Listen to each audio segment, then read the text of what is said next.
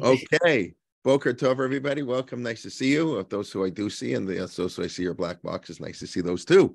Okay, class 75 in our ongoing series on the Siddur. We're still in the middle of Birchat Kriyat Shema. We're going to start the paragraph Titbarach Tzarenu. That's basically the second paragraph after Yishtabach. You know, the first paragraph Hameir La'aretz, just long bracha, thanking God for nature and creation. Yotzer HaMe'orat. We discussed Me'or, light. That's the first thing, Vayihi, the first thing God created. And of course, we're thanking God for creation. And then we'll get on to Ava Rabbah, thanking God for Torah. One is universal, one is particular. These are the overarching themes of the first two brachot, and then we get to Shema Yisrael, that there's one God for the whole world, and of course the Jewish people have a special relationship, but that's the universal and the particular. So we'll discuss, and of course here it's almost like this is a continuation of Psukei de Zimra. But before we start Tiparach, so last week Susan asked me, I believe, we mentioned that we're discussing Me'orot and Me'irot. The word Me'orot in the Bible, if you remember, we discussed last week, is written without a Vav. That God created the luminaries, the Me'orot, that things that give light. And of course, originally the moon gave light too, the Shtei Morok Dolot, and the moon became smaller, the sun and the moon distinguished. But Me'orot is written without a Vav, Me'irah is a curse. And we discussed how the Anshe Ma'amad, which is really the origins of Tefillah, I recommended everybody read Jonathan Sachs's introduction to the Siddur, the Ma'amadot, these 24 groups that the entire Jewish nation was divided into, Kohanim, Levim, and Yisraelim.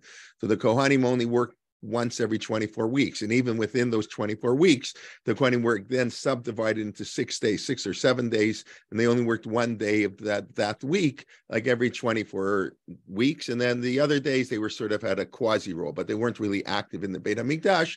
And then the parallel group of Jews, Levim and Yisraelim, when their group of Kohanim, so to speak, their representative Kohanim were in the temple, they were gathered together and read Bereshit. They read they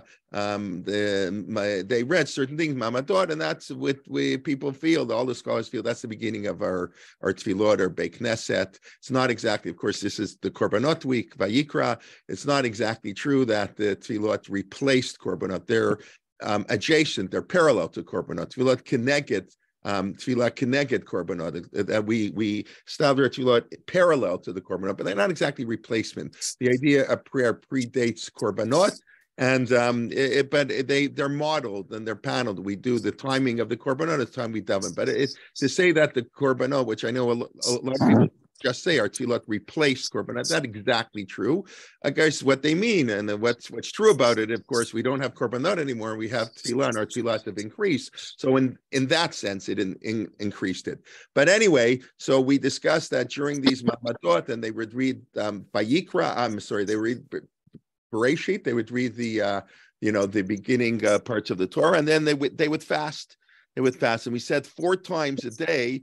The Kohanim and the Mamadot, the Kohanim would duchen 4 times a day at Shachrit, Mincha, Musaf, Mincha, Nila. So I think Susan asked, but hold on a second. We said they did that 3 times a year, that they did on Yom Kippur, on Mamadot, and on Tanidot, but we don't fast. There is no Musaf on Tanidot. So I said, the question is so obvious. I apologize. I don't have the answer. Like I must be missing something. And of course I was.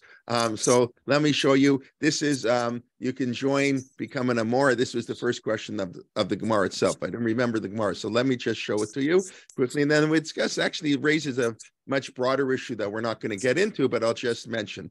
So just let me share my screen for a moment. So, this is the prayers. Okay, everybody can see. So this is the Mishnah we did last week. Shlosha prakim b'shana, 3 times a year, the Kohanim duchen raise their hands. No sima kapeim. That's what it literally means.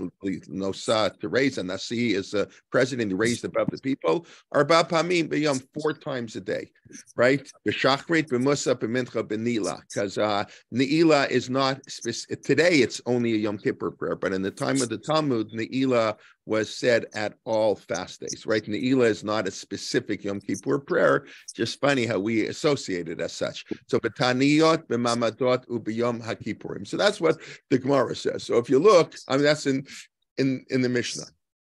But the Gemara writes right away, because they quote the Mishnah, Taniyot Mamot mi ika musaf. Whoa. We don't daven musaf on when the Kohanim are in the temple. We don't daven musaf on a weekday. We did yesterday, it was Rosh Chodesh. We don't daven musaf on fast days because there's no extra korbanot, only on Yom Kippur. The other fast days are post-biblical, right? Same way on Hanukkah and Purim. There are no extra korbanot brought in the temple on Hanukkah and Purim because Hanukkah and Purim are post-biblical holidays. So obviously, there cannot be any korbanot. On Hanukkah, we read about the korbanot that when the first Mishkan was dedicated in the temple, the 12 tribes, each one, the heads of each tribes brought a korban. So since Hanukkah is the rededication of the temple, it sort of parallels the Mishkan in the Torah. So that's what we read, but we don't actually bring korbanot on Hanukkah, which is the regular korbanot. So that's the Gemara saying, mi kamusaf. So the Gemara gives a very funny answer. And that funny answer, this is, for those who learn Talmud, this is sort of a big deal. Chesuri mechsran. Nah, the Mishnah is missing something. There's something missing. This is how you should actually learn it. Let me tell you what the Mishnah really means. The Shlosha Prakim, 3 times a year, Kohanim nosim et kapeim, kol zman shemipalalim. 3 times a year, whenever they daven, they do nisiya k'mayim. V'yesh be'em arba pa'amayim b'yom. And there are 4 times a day that they could daven. Shachim musa mincha nilat sharim. But only on one of them do they actually daven 4 times a day. In other words, it's sort of, the Mishnah is saying 3 times a year, whenever they daven, they do, they lift their hands, they do Birchat Kohanim.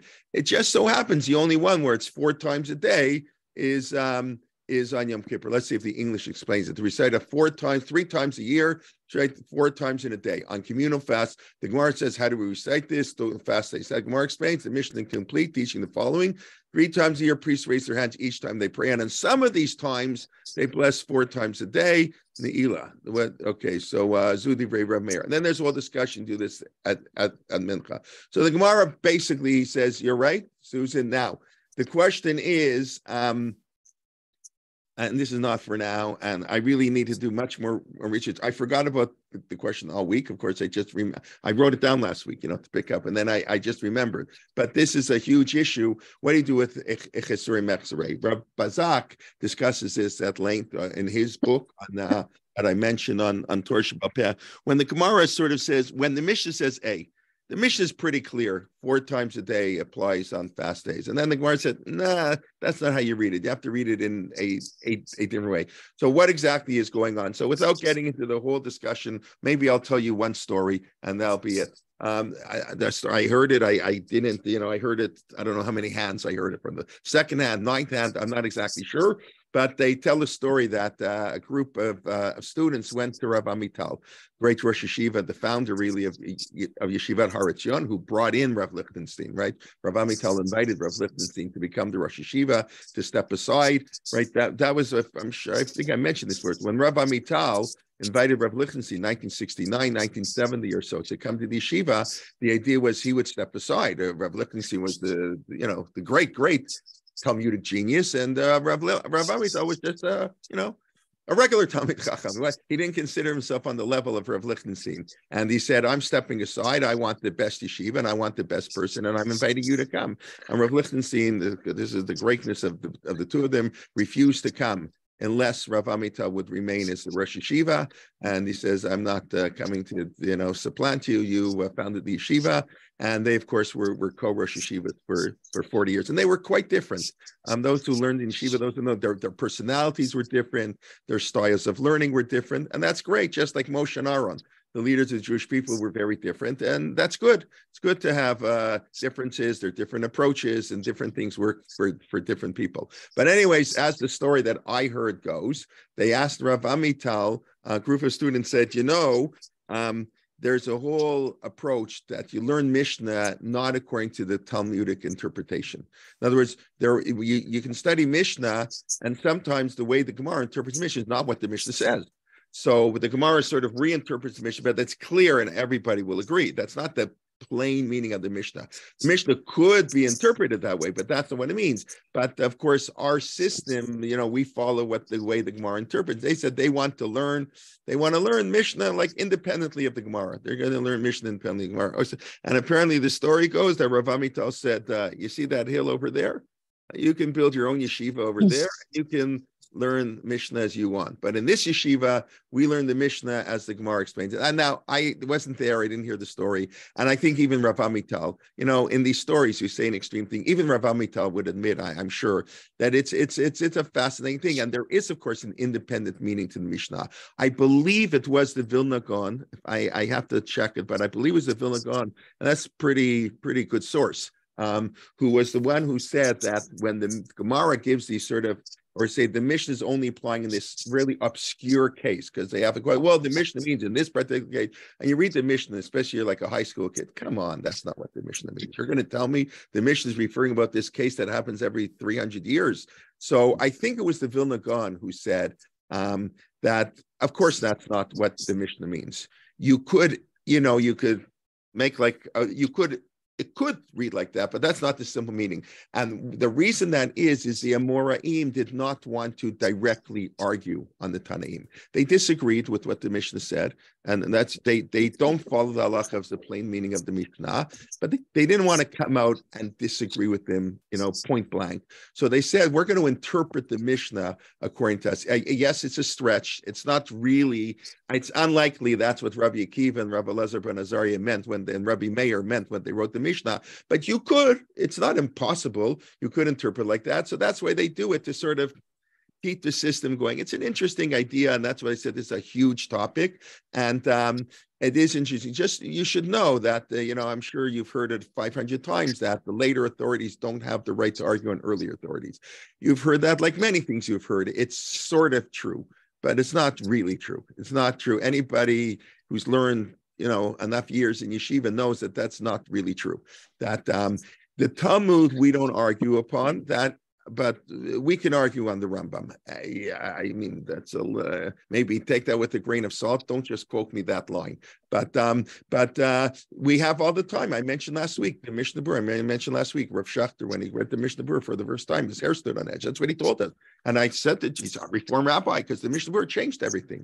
This and that. The later authorities always change earlier authorities, even with the Shulchan Aruch. Why do you think there's so many commentaries on the Shulchan Aruch? You don't think the Vilna gone 15 times, probably 1,500 times. I don't know exactly. I haven't done goes against the Psak in the Shulchan Aruch, the Taz, the Shach, the Magen Avraham. They do that all the time.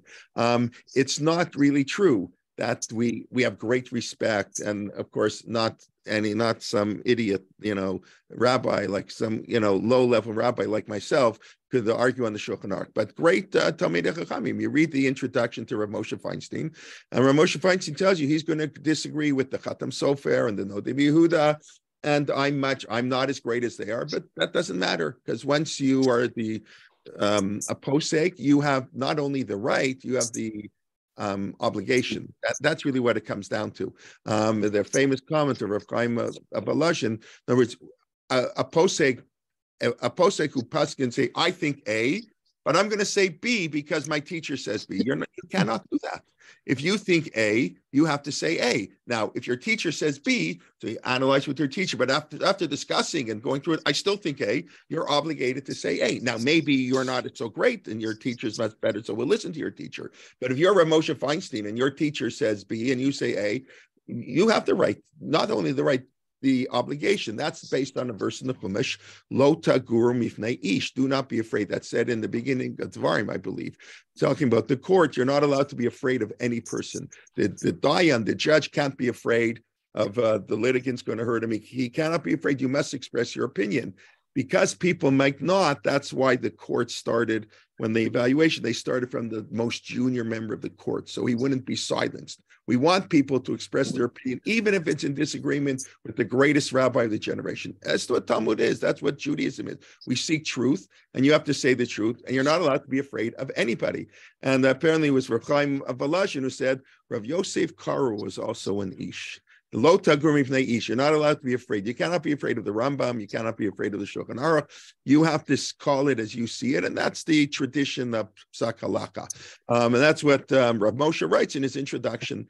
There was an agreement. The question is, then why can't we do that on the Talmud? So that's not so clear why. It's not really clear why we're not allowed to on Talmud. The Rav Yosef Karo himself in the Kesef Mishnah on the Rambam, and Rav Yosef Karo was amazing. He wrote before he wrote the Beit Yosef and the Shulchan Aruch, he wrote a commentary on the Rambam, the Kesef Mishnah. It's a massive commentary on the Rambam, all the sources.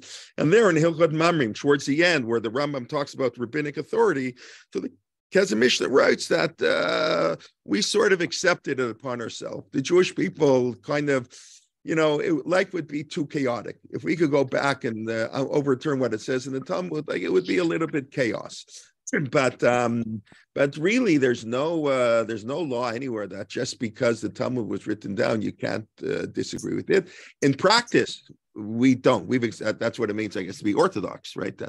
But Orthodox is not in the Torah either. That's like it made up in the 19th century. So it was accepted. The Kesef Mishnah writes the Jewish people accepted upon themselves what they're allowed to do, even if we think the Shulchan Aruch is incorrect. Even if we think the Gemara is incorrect, we're gonna change it. The question is, what happened? You find that our manuscript of the Talmud is incorrect.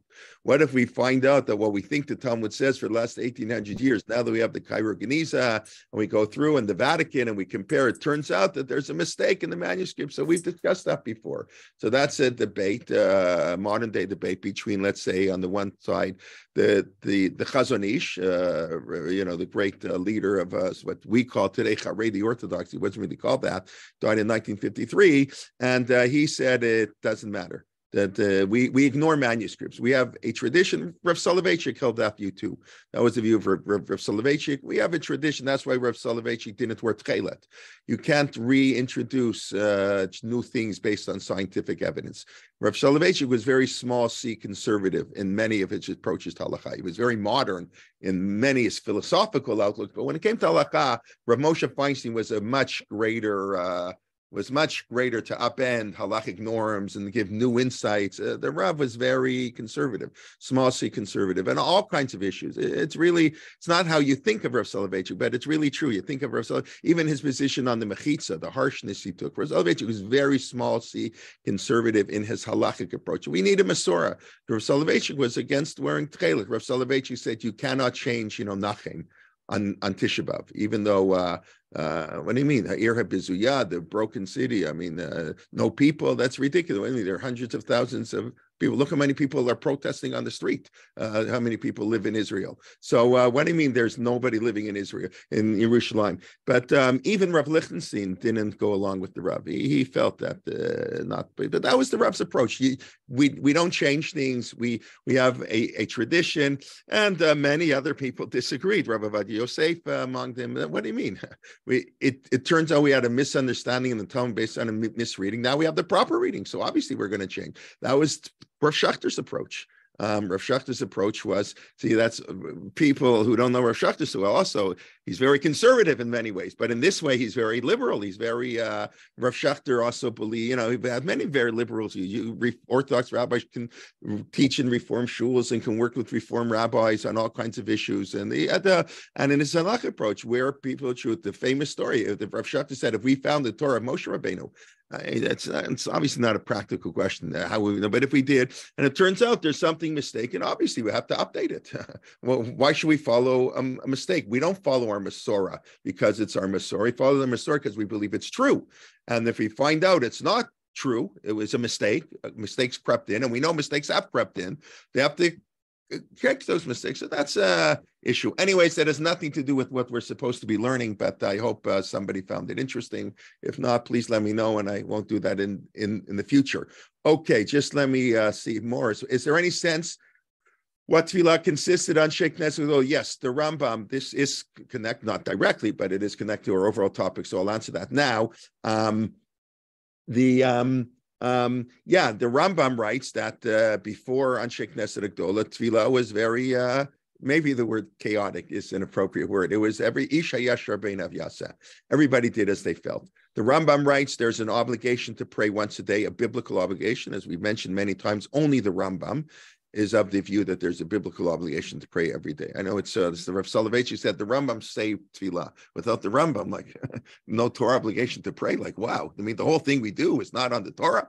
Only the Rambam. All the other Rishonim say it's only rabbinic. That's the simple meaning is prayer is a rabbinic obligation, but except in certain circumstances, in times of war or crisis. But the Rambam writes everybody has to pray once a day. How much? Yeah, and prayer needs to consist of Shevach Bakasha V'Hoda'ah, praise, asking, and thanksgiving. The three parts of the Shemona Esrei, the beginning, three, middle, and the end. You have to praise God. You have to ask God for something. Pray means to ask God. That's what prayer is, not praise. Praising God is not prayer. Before we praise God, we pray. Before we pray, we praise. And then we have to give thanksgiving. We thank you. Modim, we thank you. But the Rambam says how long and how many times a day. Some people daven once a day, some people 5 times a day, some people daven for 2 minutes, some people daven for 20 minutes. Everybody daven as they saw fit, and that was it. And the Rambam writes that system lasted, and this is the beginning of Hilchot Tefillah. This is the Perek Aleph in the Rambam in Hilchot Tefillah. Then the Rambam writes, when we went to Babel, the Babylonian exile, the Jewish people were speaking 4 languages. Like I said last week, I heard this rabbi, he speaks 3 languages poorly. They speak English, So he says the Jewish people, languages got mixed up. They didn't know Hebrew well. People didn't know what to say. So the Anshe Knesset Adola came along and said, here's what you do. Every day you're going to pray for wisdom, you're going to pray for repentance, forgiveness, and you're going to pray for health, and you're going to pray for wealth, and you're going to pray for justice, you're going to pray for peace. And these are the 13 things you need. We're going to say it silently, so you have the opportunity to add your own prayer. Don't feel bound by the Siddur. That's we've mentioned many times. That's the problem. We've taken away our spontaneity from prayer. Prayer is not supposed to be fixed. It's supposed to be from the heart. The rabbi said, here's a template, but adjust the template. You tweak it. When the chazan repeats it, he'll say the template. But when you daven your own, you can tweak the template as much as you see fit, as long as you have these themes. That's what the Rambam writes, basically. And we can do this, but today we don't. I was mentioning yesterday in school, I davened 3 times. I was Rosh Chodesh, so it was very nice. I told you last week, and another reason you go into teaching. So yesterday I had another one of those moments. There's no mandatory tefillah at Chat. It's not relevant for here, but just to let you know, Chat has a voluntary minyan in the morning. So most kids don't come, of course, and most kids aren't religious, but there are kids who are traditional. They come sometimes, whatever. Some kids who come every day, of course. So I told my class, and then we're like, it's Rosh Chodesh. You should come once a month, Rosh Chodesh. So a couple of kids from my class who never come to minyan came with their tefillin. Both were atalas. It was really, really nice. That's what we do. But so we were talking about davening, and davening's very hard. We all know how hard davening is. So we who grew up with it, or we who feel obligated, that it's a mitzvah, whatever, rabbinic mitzvah, a biblical mitzvah, we have to daven. So we daven 3 times a day, twice a day, once a day, whatever. We daven because we have to daven.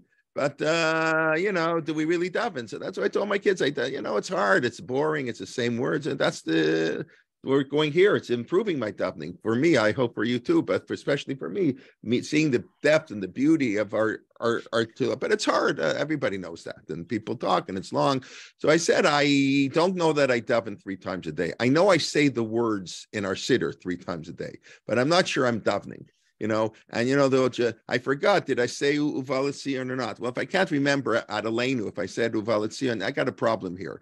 But no, what can one do? So hopefully you say the words every day, and every once in a while you're inspired to actually daven. But that's so yes, more before the Anshe Knesset Gdola was much more personal, and it was probably much more impactful. But you can imagine it was a little bit chaotic, and some people, I'm sure many people didn't daven, they didn't know what to say. So the Anshe Knesset Gdola basically were doing it to unify the people, and 2,600 years later we're saying the exact same words. It's such a beautiful idea. The same words made by the Anshe Knesset Gdola 2,600 years ago, that's the words we still use to this day. But absolutely, it's to be said like silently, and absolutely you should, and I would say maybe even must add in tefillas. The first time I heard Rabbi Soloveitchik speak in my life live, I came to Yeshiva University, it was 1981, I believe. and the spring.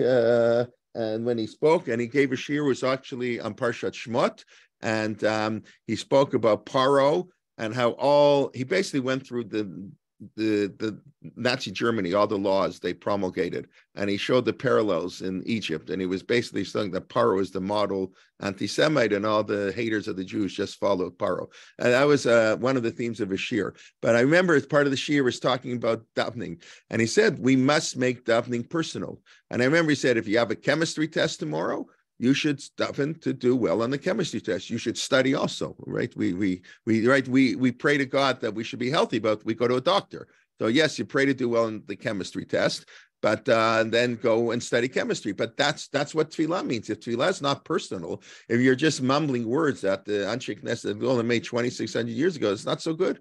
It's not so good. It's very hard work. Now you know why the Hasidim Harishonim would prepare for an hour, right? I don't know if it meant literally an hour, but the famous Mishnah that Hasidim Rishonim, the early pious people, would wait 1 hour before they prayed. Shoim Sha'achad. Well, what were they doing? So Rav Soloveitchik claimed they were saying Psukei Zimra. They were getting in the mood. Our Psukei Zimra or originates, whatever they were doing. But it also doesn't, even if you daven really slowly, Psukei Zimra doesn't take an hour. Whatever. So you prepare. What's going on this week? You know, what do I have to pray for this week? I have to pray for peace in Israel. As we're not Natata Shalom Ba'aretz is not only about the country surrounding us. It's now Natata Shalom Ba'aretz is primarily what's going on in Israel, that there should be peace among Jews. That's not how we think of it. We think that Natata Shalom Ba'aretz, that we shouldn't have to fight the enemies, Iraq, Iran's, to all the Syria. But no, it means that the Jewish people, because we lost the last time we had Israel, we lost it because we didn't get along. We didn't lose it because of the Romans. The Romans, once with Jewish people are weak, it's the Romans. We know the army's in big trouble today. That's the weakness of the Jewish people. If they're, God forbid, if something happens, it's because we're internally weak. So that's not Tata Shalom Bar. So you have to think, what do we have to pray for? So recently, when I say Hashiva Shofteinu Karishanavi Yoseinu Kavat Tefillah, that we should have good judges, I've actually trying to say this tefillah with a little bit more kavanah than I used to say it.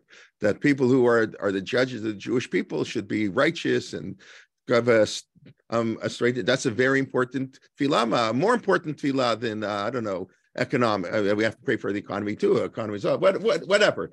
You understand what I'm saying? Tefillah has to be personal, and that's what we lost. But everything's a trade-off. Everything's a trade-off. And to tell people, daven whatever you feel like it, obviously would be much worse. We couldn't have a cohesive community. So the Anshe Knesset Gedola, Morris, I'm giving you a really, really long answer to your question. Okay, so the Anshe Knesset Gedola had to give us a structure, but they didn't give us word for word.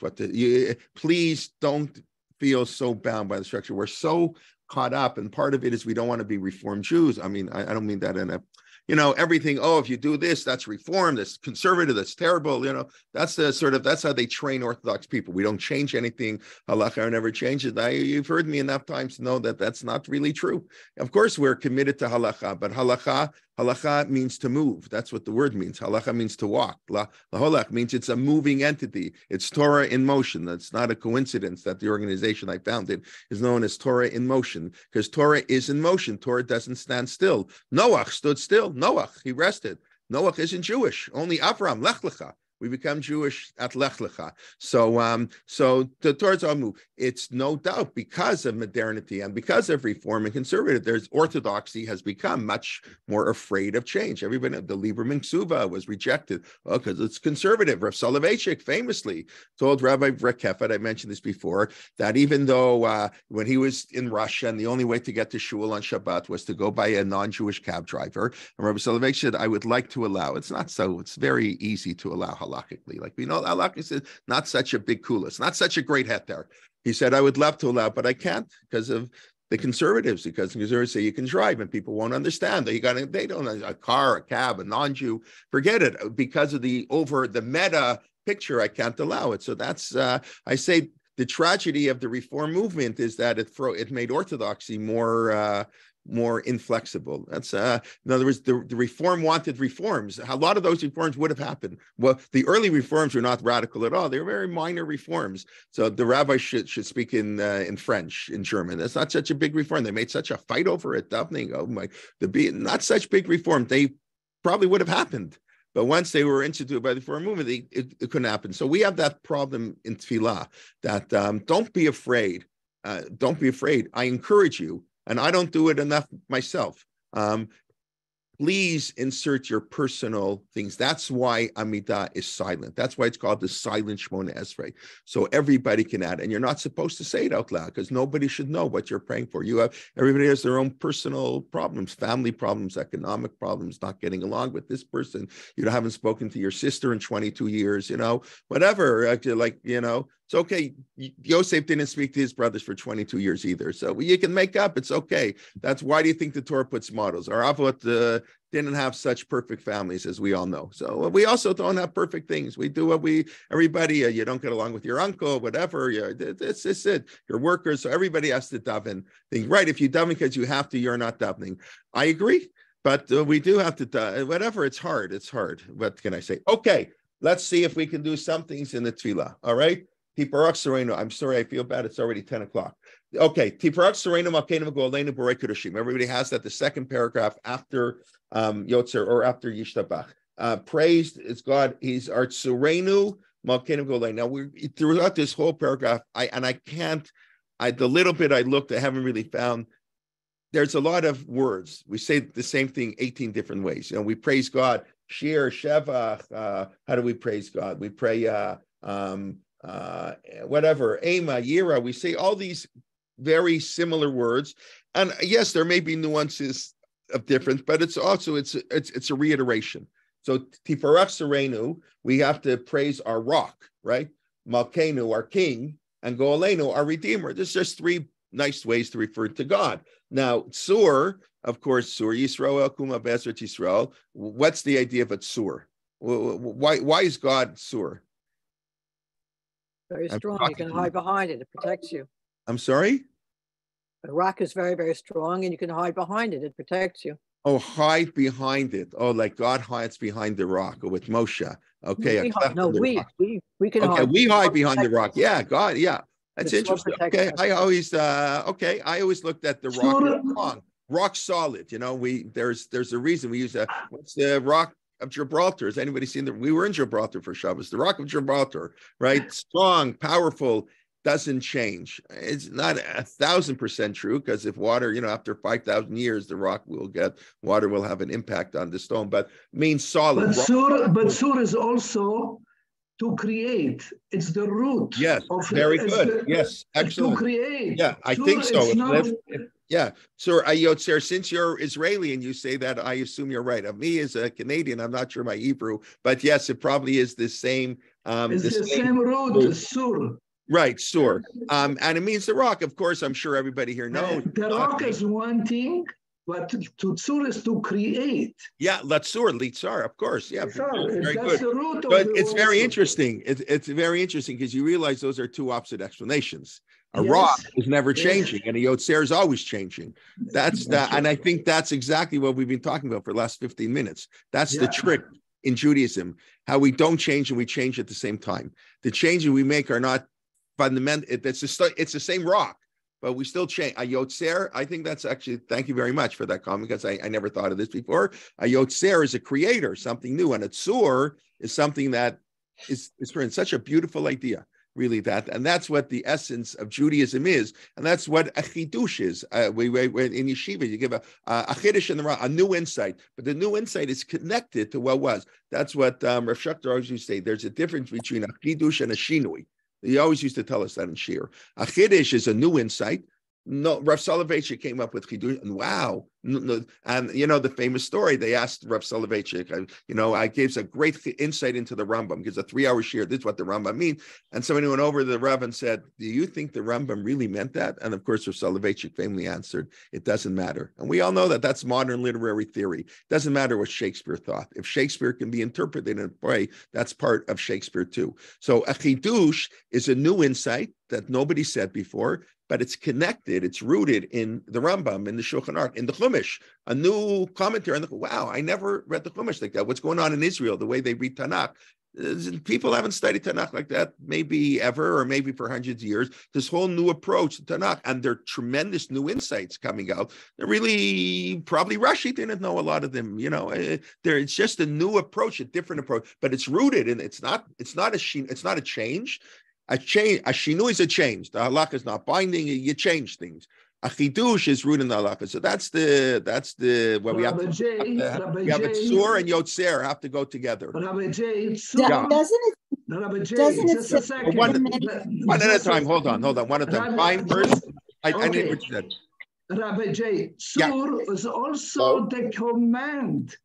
It's not only the root. When you tell somebody to create or to do, you use the word tzur. So it's also a command. It's not where's tzur a command? Where do you have tzur as a command? If you tell somebody create,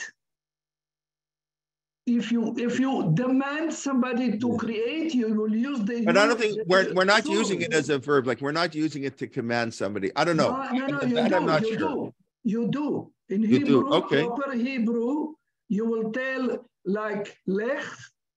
You will tell somebody tzur li tzura. Okay. Create me a figure or whatever. In modern Hebrew, okay, very good. Modern Hebrew, it works. It's the root of the word, and it's the command. Right. Thank you. Okay. Thank you very much for that. Yes. Okay. Doesn't it also say that Hashem is our rock? Yeah, so the assumption it's Sur Yisrael is that it's God. Now, of course, in the Declaration of Independence, that was the big fight. Are we going to mention God, right? That's why, are we going to mention God in the Declaration of Independence? That was a big fight in 1948. So the compromise, I think really in many ways a brilliant compromise, was to say Sur Yisrael. That's how the Declaration of Independence is called Sur Yisrael. So the religious people interpret Sur Yisrael like we do in our tefillot. Sur Yisrael, Kuma B'Ezrat Yisrael, Surenu. Obviously it's God. And the secular people said the rock of Israel, that's his IDF, that's the Jewish people, that's whatever, new way. So listen, that's how you have to live in it. We have very different views and we have to get along. That's my point. You have to get along. So I think that was a brilliant, beautiful compromise. Yeah, people really, nobody's totally happy, but that's what a compromise means, right? So that's why in the Declaration of Independence, they use the word Sur Yisrael, because it doesn't directly say to God. Obviously, in the context, we say it. And for sure here, Tiparak Serenu, we're not saying praise the leader of the Jewish people. We're not saying praise people. Serenu, Malkenu, again, a king could be a human king, but obviously we're referring to a divine king. V'go'aleinu, same thing, a redeemer. All of these three terms could be used about man. But obviously now the assumption of the people who put it is nobody would think that. Obviously, like that wasn't, I don't know, maybe there was an issue 2,000 years ago. I don't know. But the assumption, it was obvious that it refers to God. But, it's not, now, of course, I've said many times, everything about God is about man. We're created b'tselem Elohim. So what's the Jewish mandate? To follow in the path of God. The same way the Gemara says, the same way God is merciful, we have to be merciful. The same way God is just, we must be just. The same way God is kind, the same way God visits the sick, we visit the sick. The same way God clothes the naked, that's Gemara in Sota, in Shabbat, we've gone through them before. So everything about the Torah is also, everything about God is also about us. So it's true. I think, God is a healer, but we're healers. There's becoming a doctor is a great thing. We can't rely on God to redeem us. That was what religious Zionism said. We're not going to wait for the Mashiach. We're going to be proactive and try to redeem ourselves. And we have to, I think there is a notion that Sur Yisrael is not only God, it's God's the ultimate Sur, but we too have to be Sur Yisrael. So I think there is really, really something beautiful. It's not heretical. I think it's part of the mitzvah. If you only interpret it as referring to man, that's heretical. But if you interpret it as God in partnership with man, so Tsurenu, can also refer to us. Who are the people who redeem us and who give our rock salt? Who are the people we can count on? So there is this element, the duality between God and the Jewish people. Okay, Borei, a creator. That's what Rav Soloveitchik many times. The first mitzvah in the Torah is to be a creator. That's why the story of creation is written. One of the reasons, the same way God creates, man creates. That's why the first mitzvah is Pruavu. That's the ultimate in creation. Yivshua, Pruavu, conquered land because God created an incomplete world because we're partners with God in finishing or continuing, I wouldn't say finishing, in continuing the process of creation. So we're a Borei also. Now here it says Borei Kedoshim. God creates holiness. So what does that mean? What's holiness? And well, God is the mitzvah of Kedoshim to you. Why do we have to be holy, by the way? Why is it choose? Because God is holy. That's what I just said to you. It's a pasuk in the Chumash. We have to call Kedoshim to you, Ki Kadosh, and the Hashem. I am holy. Oh, so if I'm holy, you have to be holy. We have to be like God. We're Tzalmalim. We border on heresy all the time, right? So now, what does it mean to be holy? Let's spend 3 minutes, although when I say 3 minutes, it usually turns out to be longer. But let's spend a few minutes. What does it mean to be holy? God is the creator of holiness. See, Kedoshim to you, Ki Kadosh Ani. Kedusha emanates from God. And then we take a piece of that Kedusha and we have to sort of use it for ourselves. Now, what is the definition of Kedusha? Above the letter of the law. Prisha. Okay. Separately. So that's what's Rashi, right? Prishut, separation. No, it's true. Everything Kadosh is distinct.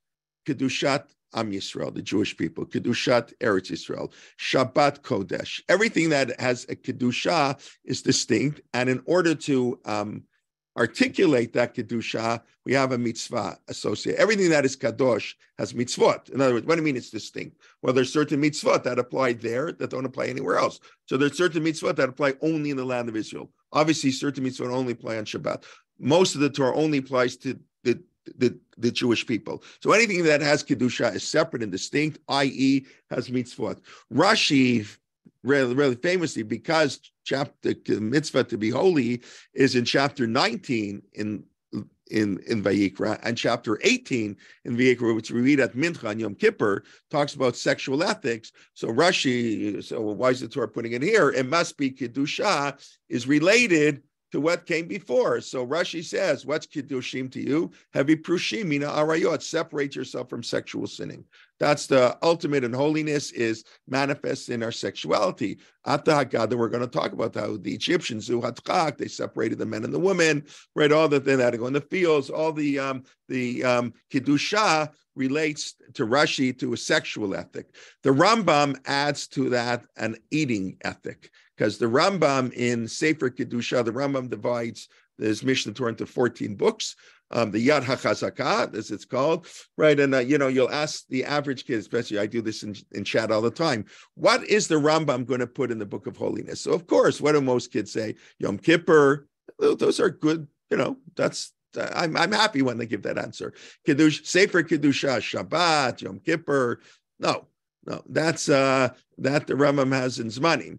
But in Sefer Kedusha, the Rambam has Isurei Bia, forbidden sexual relations, Machalot Asurot, forbidden foods, and Hilchot Shchita, and how to slaughter animals.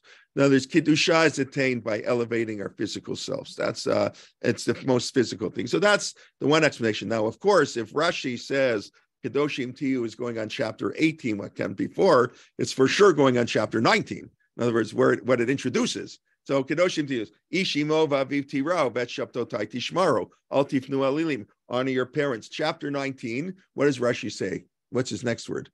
Kedoshim daber bnei Yisrael. What's daber kol kal Yisrael? I think speak to the entire community. What's Rashi's comment? Anybody remember Rashi's? Rov gufei Torah tluyin ba. Excellent. Rov gufei Torah tluyin ba. Excellent. The majority of the essence of the Torah is dependent on this chapter. It's the most important chapter. It's interesting. Rov, the majority of the Torah, of the goof, the meat and potatoes of the Torah. This is it. Most of it is here. Love your neighbor as yourself, of course. Don't take revenge. Don't talk lashon hara. Don't give bad advice. Don't curse the people. All the fame, pay your workers on time. All the stand before the elderly. Give leket shichacha and peya. It's written here too. Very interesting, right? So that's Kiddusha, right? Shabbat also, and not idolatry. So obviously Kiddusha, and that's why V'ahavta l'reacha kamo, the most important verse in Torah. Well, we're being holy. We're imitating God. So Kiddusha is our sexual ethic, but it's doing the day-to-day mitzvah, paying your worker on time. Again, but most of this is not in the what we would call the religious realm, right? Judaism doesn't know of a distinction between religious and non-religious. Everything is religious. You go to work, it's religious. Everything is a religious act, right? So, but what we call, in our manners of speech, so most pay your worker on time, don't take revenge, don't gossip, don't wear shatnez. Okay, that's what that's doing there for another time. Anyway, so that's the other idea of Kedusha. And then, of course, we have the Ramban's very famous idea, that probably the most famous Ramban, the beautiful idea of the Ramban, Naval B'Reshut HaTorah. Do not be a Naval. What's a Naval? I don't know how all the translation, how does Chevelle translate the Ramban? I don't have it in front of me. If anybody's I could look it up now, but I'm not going to spend the time. A boor. A boor. So a boor, I don't know, a disgusting person. Well, I think what naval means is a carcass. A nevela is a dead carcass.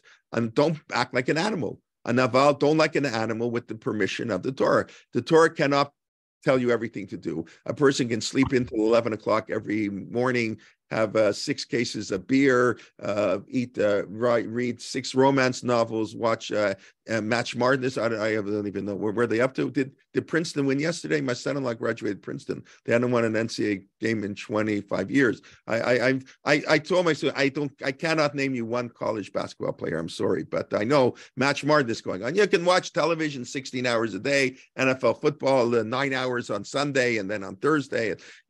So you didn't. Nothing you did is prohibited in the Torah. There's no prohibition. Where I come from, there's no prohibition to watch television. There's no prohibition to drink beer. There's no prohibition to eat meat. But if that's all there's no prohibition to sleep in. But if that's your life, you're no better than them. You're a naval. You're a low life, a carcass, with the permission of the Torah. The Torah didn't prohibit it. That's the idea. What we might call the spirit of the law. And we have the exact same thing. Kedoshim to you is really our relationship to God. What kind of a life are you living? Then they have Sita Hayashar Vatov, to do the straight and the good. And the Ramban gives the exact same explanation. He doesn't call it Naval B'Reshut Torah, he calls it Lifnim B'Reshut Hadin.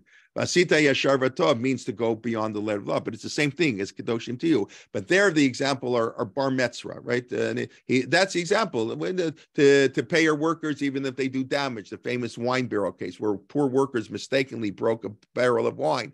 And technically speaking, the workers had to pay, the employees had to pay the employer, but Rav said, no, the employer should still pay the employee, which is, I think, all modern Western systems follow that today. But what anybody know the example the Ramban gives in the Chumash of Lifnim Mishur Adin, which is the flip side of Kedoshim to you, is bar mitzvah. Anybody know what the law of bar mitzvah is? It's a law that people in the West, it goes so against our capitalistic instincts. If you have a neighbor, and you want to sell your house, you have to approach him first. Excellent. You have to offer your neighbor the first rights to buy your house. That's not so radical. What do you care if you sell to your neighbor? Maybe you don't like your neighbor, but why sell to Tom Jones? Sell it to your neighbor next door. That's not the hard part of our mitzvah. The hard part of our mitzvah is you're not allowed to charge your neighbor more. See, your neighbor wants to build a big house, and his lot's only 34 feet wide. And with your lot, now we have a huge lot, so he can build his big monster home. He needs 2 houses together. So we all know he'll pay more money, of course, because it's worth it to him. I get it. So my house is worth $2 million, but my next door neighbor will pay $2.5 million for sure. He's happy to pay $2.5 million to get the house next door. You're not allowed to charge him $2.5 million. That's Vasita Yashar Vatov. It's not technical. It's not elite. It's not really against the Torah. It's this Lifnim Mishur Adin, because my house is not really worth $2.5 million. My house is, I don't really know what my house is worth, but it's really worth only $2 million. It's really worth only $2 million. But because of factors that he happens to be my next neighbor, coincidentally, my next neighbor wants to expand his property. So for him, it's 2.5. But that's not the value of my house. That's just that's a luck of the draw. The Torah says, don't take advantage of the luck of that draw. So this is so hard to explain to regular people. What do you mean? That's how business works. I get it. That's what it means. Lifnim Mishur Hadin. That's how business works, but a Jewish businessman making money is not the only condition. So it's anyways, I don't know. It's an amazing halacha that the people should know. I don't know. Anyways, I don't know if it's ever come up in your life, but if it ever does, if your next neighbor, I know you'll ask a Charlie, if your next door neighbor knocks on your door and says, I'll pay you $3 million. You weren't planning to sell your house. So often that happens. So, but he wants it. They'll give you a big offer. Your next neighbor knocks on your house, says, I'll offer you $3 million. So what, I mean, you have to put it on the market to see what the next offer. I don't know. You'll ask a Shaila. I don't know. Maybe you can accept the $3 million, but conceptually, that's what bar mitzvah means. Okay, let's do a little bit more. Borei Kedoshim. So, by the way, this is why mentioned, I think, once before, Rav Soloveitchik was against Echad Miyodea, Echad Miyodea. Right? The kids didn't know that tune. The kids know Echad Miyodea, Echad Miyodea, Echad Eloheinu, Eloheinu, Eloheinu. Okay, so anyways, Rav Soloveitchik was against that. And Rav Soloveitchik was too small C conservative, right? He didn't allow any communal singing in Maimonides because the chazan has to say every word out loud. So when they come, can't have everybody sing that because you don't hear the chazan. Now we all do that. I think at least I wouldn't want to have an minyan that didn't do that. I love that. But Rav Soloveitchik was very strict in Maimonides. That's you can't do that because the chazan has to say every word. He's probably technically right, of course, but no, that's what we do. That's the minhag is we join together. What can we say? So Rav Soloveitchik didn't like Yigdal. That's why some shuls don't sing Yigdal. Rav Soloveitchik is against Yigdal. It says prayer is not a place where we bring our things of faith. We don't do that. So okay, no. And Rav Soloveitchik was against singing Echad Miyodea because Echad Miyodea means there's like God is one and the Luchot are two and their fathers are four are the mothers and three are the fathers and two are the Luchot the Moshe brought them. One is Hashem, one is Hashem, one is Hashem. What do you mean? One is one, two? Yeah, okay. God is one, and these two, he's second. I mean, we're almost equal. Just no. Rav Soloveitchik, the Rav said God is in like a different plane. He's not in the same playing field. God is so holy, he's so distinct. Like you can't reference God like one, two. God is one, unique. You're like Echad, not Rishon, Sheni. I don't know if that right. So Rav Soloveitchik, I don't know if they ever sang Echad Miyodea at his Seder. Maybe ask Tova Lichtenstein, I don't know, but Rav Schachter said Rav Soloveitchik was opposed to Echad Miyodea for this reason, because it takes away the uniqueness of the Kedusha of God. God is unique. That's the ultimate in Kedusha. Yeah, we imitate God, but it's an imitation. It's an imitation, but God is so separate. I sing Echad Miyodea, I say there, I presume you do, and most of these customs of the Rav did not tell people to follow him. That was also the greatness of the Rav. You follow your own thing. This is what my family did. Our practice, what I do. They did 5 shvarim, the brisker. They did things totally different. Like like reform, but reform with the small R. But different. The Rav Chaim would come up with some chiddush, and based on that chiddush, Rav Chaim said, no, shvarim is not 3 blasts, it's 5 blasts. As a whole explanation. No, it's very nice, but Klal Yisrael does 3 blasts for shvarim. You go to shul, they do 5 blasts, everybody's going to yell out in the shul. Well, what do you mean? No, we do shvarim, beep, beep, beep. No, not 5. Whatever. So that's again, how do you change? How do you do a chidush without doing a. Okay, so God is Borei Kedoshim. Which of course is a repetition of the end of Zimra. Yeah, you want to say something? Okay.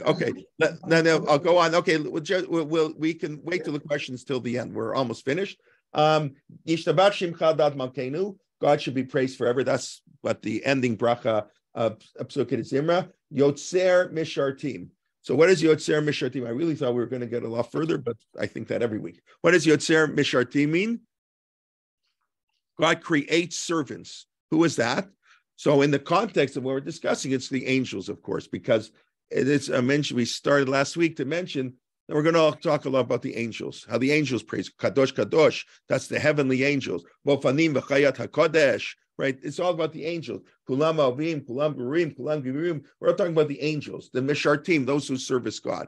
But of course, the same way the angels are the one who service God, we have to take our cue. We do service God. It doesn't say Yotzer Melachim. God creates the angels. He creates those who service him. Now, the angels spend all day, I don't even know what this means. I don't know what an angel is, but they spend all day in service of God. Singing, that's the assumption in Kabbalistic literature, whatever, that angels are there praising God all day. That's not what we do. We or maybe we should praise God, but not in an active way, the way we conduct our life. But we don't sit there singing the songs of praise of God all day. So, but I think it's instructive that we don't say God creates the angels, he creates the servants, because we too, in our own way, are the Mishartim of God. So it's the same way, everything about God, about us, so too about the angels. So God is the Yotzer Mishartim, Vasher Mishartav Kulam Omdim Berum Olam. Those who sing to God, Mishartav, his servants, they stand Omdim Berum Olam. They're in the height of the world. There's nothing greater than those who can praise God. Umashmi'im bi'ira yachad. And they make be heard, lahashmiya, so others should hear, mashmi'im b'kol, mashmi'im bi'ira yachad, and with awe, yira and awe, yachad b'kol. So I think together in a voice, divrei Elohim chayim. We'll save divrei Elohim chayim, the words of the living God, I guess, for until after Pesach. Because I say next week we're talking about the Haggadah, but I want to just end with the idea of Yachad. We spoke earlier, we need unity of the Jewish people. That's the biggest thing we have to pray for now. It's the biggest crisis we face now. Maybe the biggest crisis we face for a long, long time. So we need Achdut, unity. So you'll see throughout this thing, when you daven it tomorrow, just notice how often coming together. First of all, the word kulam, all of us, that's also joining, appears like, 85 times. I mean, I'm only slightly exaggerating, but kulam, kulam, kulam, and the word yachad, together. And that's the only way to service God is if we are together. Right? Melech, that's a pasuk in Hazinu, right? We will, the king is straight, Rashi quotes right there on the spot. God can only be our king, when the Jewish people, the heads of the Jewish people, the leaders, our political leaders, our religious leaders, come together, Bit Asef Roshayam, Yachad Shiftei Yisrael. That's the only time God can be our Melech. So this is the theme. We talk, yes, it's praising God, it's talking about God's nature, and it's the first introductory bracha to Shema, that God is our king, and etc. But see how what's the fundamental underpinning is the notion of yachad, kulam, coming together, singing out to God. So I think with that we can end, and of course we'll pick up. I don't know. I'm not sure what I'm going to talk about next week. I have to look what I talked about last year.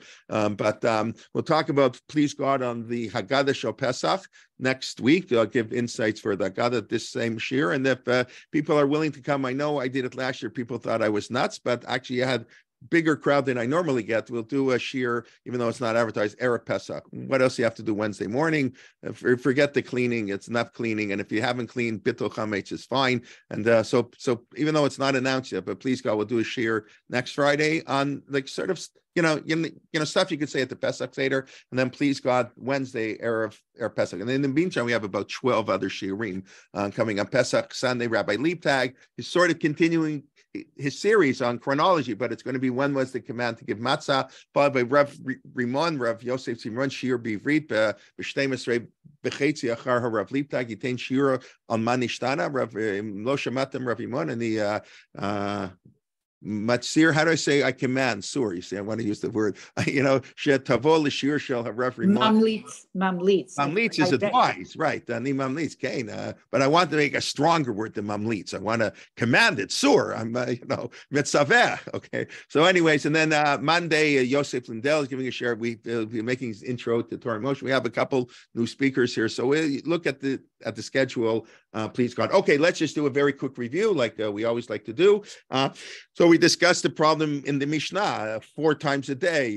They Kohanim, and the Gemara right away says, what are you talking about? There's no musaf when the Kohanim say on fast days, the Kohanim duken 4 times. We only pray 3 times. The Gemara says, you're right, and they give a whole, they twist the Mishnah. The Mishnah meant in every tefillah, and one of those times it's 4, and then we discussed a whole very important issue, really. What do you do when the Gemara sort of reinterprets the Mishnah? Is that really what the Mishnah means? Or is that, as the Vilna Gaon says, it's not really what the Mishnah means, and the rabbis knew that. But the beauty of it is we want to connect our interpretation to the Mishnah. We don't want to say we're disagreeing, so we're going to reinterpret. And I do, the Vilna Gaon assume people know that. I'm pretty sure that was the way he explained it. I'm going to look for the actual source itself, because it's a pretty, wild idea. So I want to be rooted in the source. But that's what I remember I'm seeing in the name of the Gaon. It's a big issue with that. That's we were discussing for a long point the difference between a chidush and shinui. New insights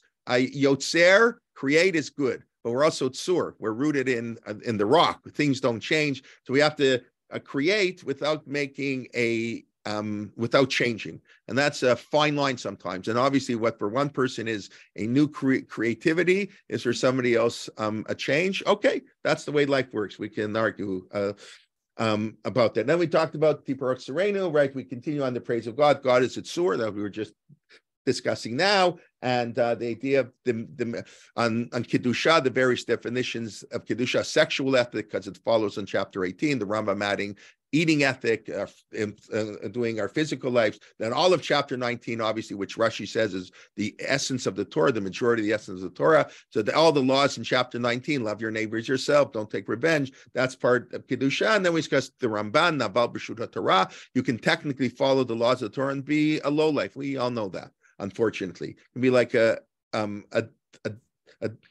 dead carcass, and then we have that flip side in our relationship to man with Lipnim Mishur and Bar Metzra, offering your neighbor the price of the house. And then we discussed the Mishar Tav.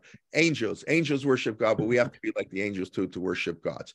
Okay, let me just see if there are any questions in the chat box.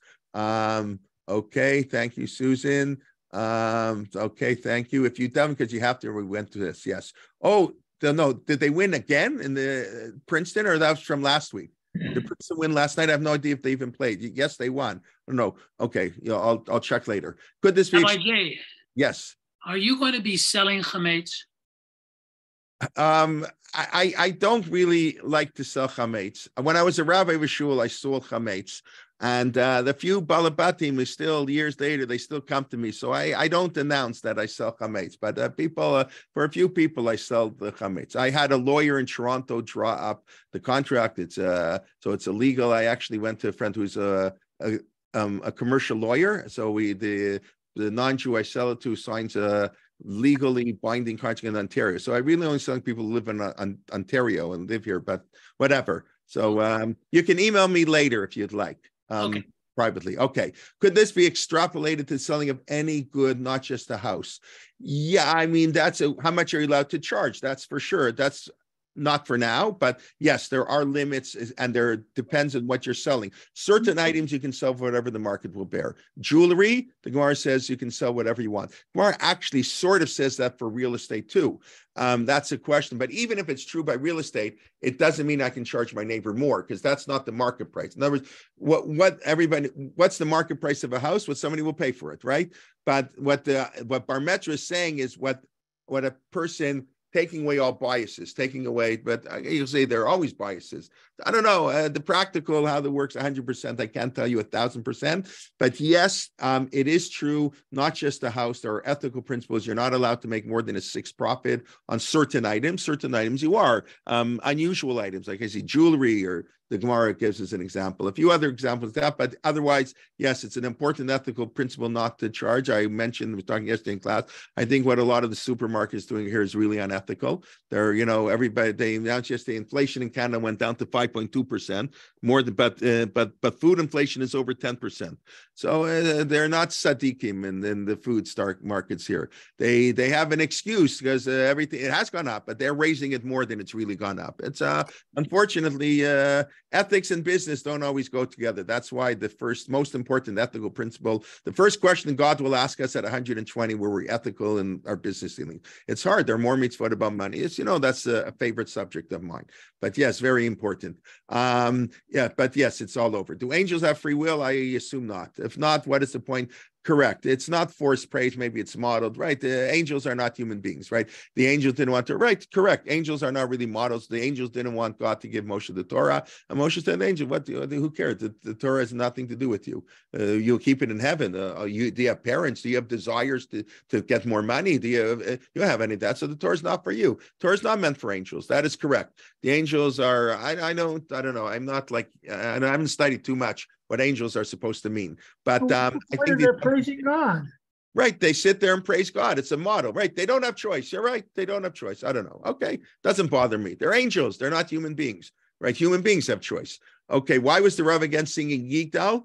Oh, your shul also stopped. Yeah, I like Yigdal. I miss the fact that our shul doesn't say Yigdal. I don't think it's because we're salvation. I just want to get of shul early. Because he used to say it, half the people walked out of shul. Like some people, they take off their tallis in the middle of Adon Olam. The Rav was opposed to it because Yigdal is a faith statement. And he didn't feel that's the place, as much as faith may be important. And so my understanding is he didn't say it. People have written about this, more scholarly essays. That was part of it. He didn't feel faith belonged in the end of our tefillah. Apparently, there's another reason. There's a whole controversy who wrote Vayigdal. I have to look this up a little more. Who wrote Vayigdal? And there's some opinions that it was written by a Meshumad, someone who eventually left Judaism and converted to Christianity. So we don't want to, you understand, they don't want to honor him by ending our tefillah on Friday night singing Yigdal. No, but as much as that is, I think most shuls do sing Yigdal, and it's an opportunity for a little kid to go up. And so the Rav was we were upset that they stopped it. I'm sorry, but what do you mean they stopped it? What they were doing it before? Like we always used to sing Yigdal Friday night, and then we had a new rabbi, and who said, "Well, Rav Soloveitchik and Herschel Schechter are against it, so we're not going to do it. We do Adon Olam." Was that a new thing, or he had been there for a long years and he stopped in the middle, or this is a new rabbi came in? New rabbi came in. What shul are you at? If I can ask, you don't have to tell me who the rabbi is, but where do you daven? I mean, I can figure it out. You know the rabbi in Queens. In Queens, okay, fine. Listen. That's a whole other question, is how much should a rabbi change practices, even if he doesn't like them? So there is lots written on that. I mean, I know the Chatam Sofer, when he came to Pressburg, I believe, again, I have to look this up, but I remember Rav Schechter was in the Chatam Sofer, came to Pressburg. He didn't like the Eruv, apparently. I have to get my story straight, but even if the story is not factually 100%, conceptually, it's a true story. But apparently he didn't say a word for 18 years. Figure that if the previous rabbi, I mean, that's a whole other question. If one rabbi says it's good, does another rabbi have the right to say it's not good? That's motzi lazal rishonim, we call that, to say negative things. When you come in and say, what do you mean? They're doing it for 50 years. Oh, you're so fafrumt, and what was the other rabbi like? That's a problem that Chaim Soloveitchik says our generation is thrown out the window. It's a halakhic concept. You're not allowed to do things. That's motzi laz. That makes the previous generation, they weren't so religious. What do you mean they weren't so religious? They were great rabbis. They're great rabbis. It was good enough for them. It's good enough for us. That's really a halakhic concept. And that's said by Neir, said all kinds of, the Gemara has it. Chaim Soloveitchik in his article, Rupture and Reconstruction, in a footnotes today, that's like out the window. Like nobody, who cares? We just do new, that's no good, that we're better, new and improved. So I don't know. That's another question. Even if you think it's wrong, do you change it? But apparently the Chatam Sofer after 18 years did change the Eruv, but he didn't do it for 18 years, whatever he felt. So that's, the Rav was against it, but okay, that Minhag Yisrael is to be for it. And I like I say, I don't know that the Rav would tell the rabbi he has to stop it. But there are a lot of people on their own, but that's interesting. But at least they sing Adon Olam. Yes. Our shul doesn't do Adon Olam. They end at Mornis Kaddish. I don't like that. I don't like Friday night davening ending at Mornis Kaddish. But no, what can I do? I just sit in the back, or in the middle. Okay, everybody. Any other questions, comments? Why is the Rebbe against? Okay, yeah. Okay, thank you very much. A pleasure to see everybody. Now there are more faces on. That's amazing. Okay, and please God, we'll see you on Sunday or in the near future. Please invite a friend, especially if you haven't yet. Our Pesach program, let people know. We have, I think, some amazing talks coming up next week. And please God, every single day till Pesach. Next Sunday, Monday, Tuesday, and please God, I'll do Wednesday morning, and probably over Chol Hamoed we'll have 1 or 2 shiurim. Torah is Yomam V'Layla. Okay, everybody, Shabbat Shalom, Chodesh Tov, Shalom, Shabbos, the Shabbat Rabbi. Good Shabbos. Thank you very much. Shabbos, Have a good one. Shabbat Shalom, Shabbat Shalom. Thank you. Thank you. Okay, bye-bye. And remember the password changed. So yeah, we're putting in all the emails. Like on Shapiro's class is also going to change, so I'll put it special. And then I usually send it out twice, but hopefully you're amazing, Rabbi Jay. That's yeah. Okay. Thank you very much. Thank you. Take care. Bye-bye. Chodesh Tov. Shabbat Shalom. Shabbat Shalom. Okay, thank you. Shabbat Shalom. Shabbat Shalom.